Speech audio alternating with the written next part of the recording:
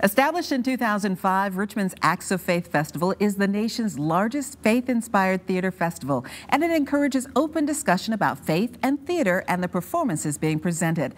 Hat Theater's entry this year, John and Jen, is a story of family relationships stretching across several decades. Actors Georgia Rogers-Farmer and Chris Hester are here, along with the show's director, Doug Snyder. Good morning to all of you. Good morning. Good morning. Beautiful performance. Thank you so much. Thank you. Help put that whole scene into context for us in the scheme of the play. Well, I am his older sister, and I have been off at college and haven't been home to visit in quite a few years. So it's his high school graduation. So we're both on very different ends of a lot of issues at the time. So we're kind of sizing each other up and checking it out. Yeah, it's an interesting moment. In the show's context, the time period is right around the Vietnam War. And so what has just happened before that is John has decided to go to Vietnam. And so he's made a decision to be a soldier. Ironically, Jen has decided to move and is protesting the war and is very against it. So you have kind of that interesting, we haven't seen each other, but we're taking very different paths on a very kind of politically charged personal issue that was at that time.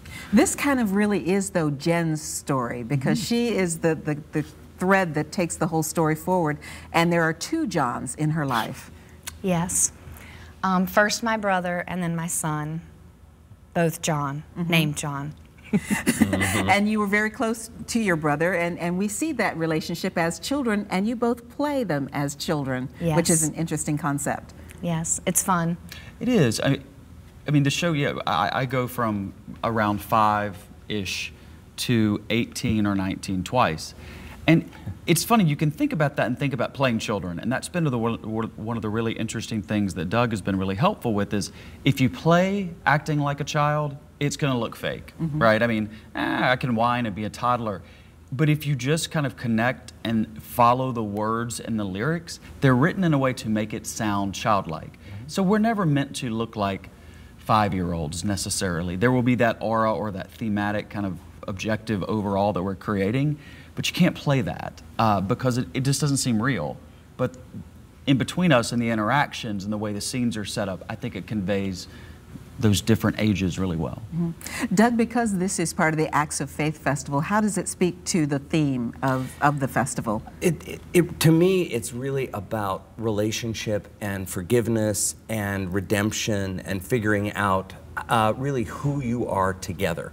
I mean, these two people in both acts really wind up being at odds with each other, and there's such love between them, but they struggle with literally the relationship. One of the things that Georgia and I have talked a lot about in Act 2 is how she keeps holding on to John, her brother, while she has this son, and she winds up damaging that relationship until she finally realizes, wait a minute, I need to see him.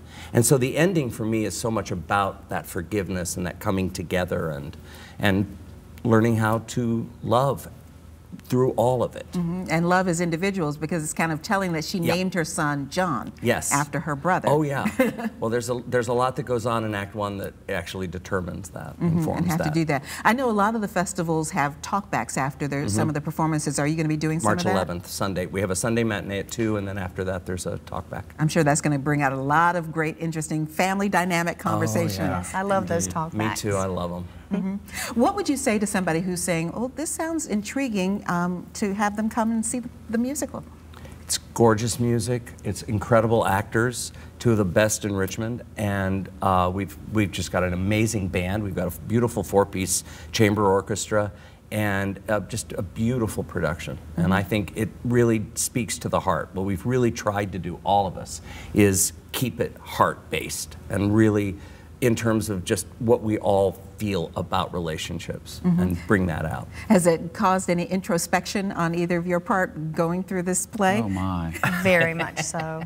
Yeah, I think it'd be really hard to do this show and not look at yourself and your family and your relationships. And they have such a great relationship already because they've worked together, and so they have this beautiful chemistry, and we're just really working to bring all of that to these characters. Yeah, I told them I could see them as brother and sister. Oh, well, it's amazing. They really are. And it helps, and we do have a very close relationship. I would just say that the space, you asked why, Hat Theater is their 25th season, which is incredible.